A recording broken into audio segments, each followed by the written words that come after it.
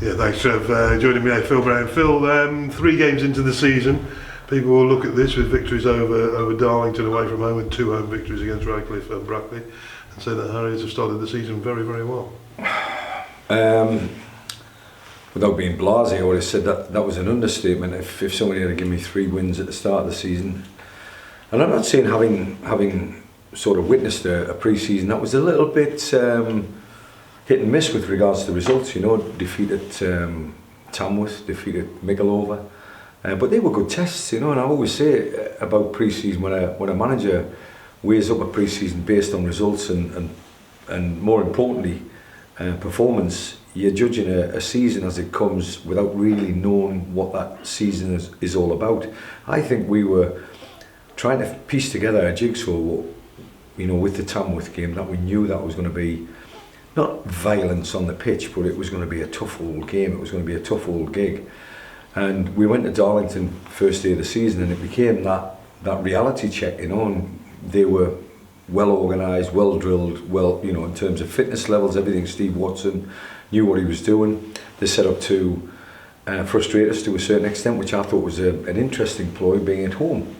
But we've seen it off with that little bit of quality in the final third. Now we've come to Agbra, and in the last 2 games I've sat back in the first half and I've been absolutely wowed by some of the stuff that we're playing. We get a goal, and quickly after that it should have been 2-0, and I'm not saying out of sight because Brackley are, you know, a good side.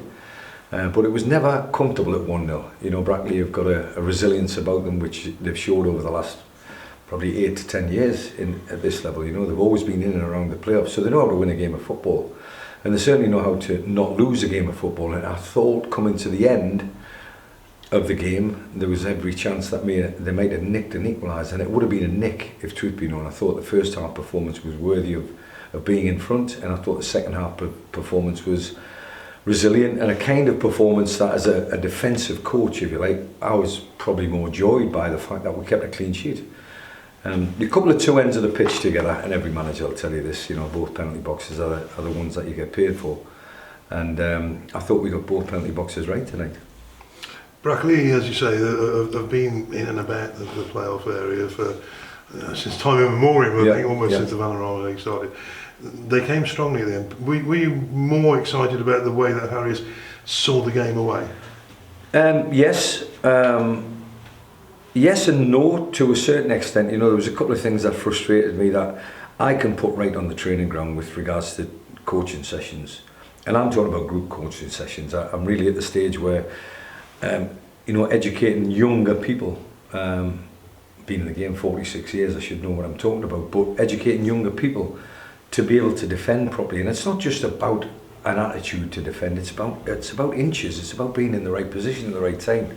And it's no coincidence that the more you do of that, the more you keep clean sheets. I always remember Ben Coker. Ben Coker, we took out a non-league, and we took him to Southend, and we gave him an opportunity to play left back, and he was lovely going forward, absolutely caught your eye going forward. But the amount of defensive sessions that I put into Ben Coker made him a better number 3, because number 3 on your back means you're a defender. You're a left back first and foremost. Number 2 means you're a right back first and foremost. And if you can get clean sheets, you can stop your winger from playing, you've got a great chance of having a career. What you do going forward, sometimes I can't paint that picture, it's in your head, it's not in mine. And if you ask Ben Coker that now, and I would have been delighted if we had last game of last season, if we could have nicked them out of Barnet, I would have took Ben Coker all day long. But now I've got a young lad called, you know, Caleb Richards. I mean, wow. And he's lovely the way he plays the game, how he approaches the game. I don't think he would kick his granny, and sometimes that's what a good defender gets judged on, kicking a granny, you know, and that's not being horrible. It's just a case of you have to do certain things to stop the opposition from playing. Caleb's doing that and adding more to our game down the left-hand side with Maz Kuya. And these things are sort of little pieces of the jigsaw that are coming together in such a short space of time, which given me a lot of pride and a lot of enjoyment in the game. You say about Masculia, he also links up exceptionally well. There were times in the first half where his movement and play alongside Ashley Hemmings, you know, it really just cut Brackley apart. Well, you know, the disappointment of not having Amari Morgan-Smith first and foremost is something that you have to deal with. You know, he's a big character. We made him skipper before the start of the season, and then 2 games into it, he's on a hospital bed on a Saturday evening, the last place he wants to be, with concussion or mild concussion, whichever. And we're desperate for to try and get him back. But we brought in Ben Beresford for that reason, just in case, and Ben Beresford steps up to the plate in the first 60-65 minutes, and then from the bench Seb Thompson does the same. So these are little parts of the jigsaw that I think everybody's seeing at this moment in time, but I'm enjoying watching the jigsaw actually coming together, you know, and some of the pictures I'm seeing on a 90-minute period, I'm getting a lovely return. The most important part is that the players are enjoying what we're trying to do, and the hard work that they're putting in is part of that enjoyment. And I said in the programme notes, work and football, how can you put the two in the same sentence? They don't belong in the same. Football's a part of people's lives, and it's not work, it's enjoyment. You know, work is something that you graft for a living to bring a penny or two in the house for the family. But football, for me, when you put the hard work in, the hard hours, the hard yards, you see the benefit on a Saturday or a Tuesday. You go to Warrington on Saturday, they will be precisely like that, though. They're a hard-working side, well organised. You know, they'll be looking to try and burst the Harriers bubble. And you're looking for that little part of that jigsaw that has that piece of magic that can win a game of football. And I think we've got 4 or 5 players that can do that at the moment. Whereas last season we seemed to be relying heavily on maybe 1 or maybe 2 or maybe nick a goal from a set piece.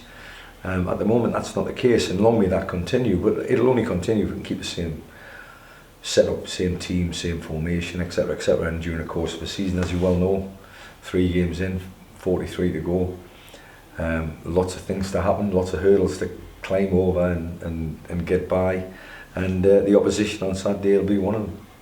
I suppose it's managing the fans' expectations as well, isn't it, Phil? Well, you know, I'm delighted that the fans are turning up the way they're turning up. A great set of supporters, you know, and hopefully we can give them something back with the way we're playing. But I think that we're putting a bit of pride back into the shirt, having got relegated last year, and that's never a nice feeling for anybody, you know, whether you inherit it or not, it doesn't matter. We got relegated last year, so we're trying to put give a little bit of something back to the season ticket holders that we've re-signed, and the new ones hopefully will be spreading the word.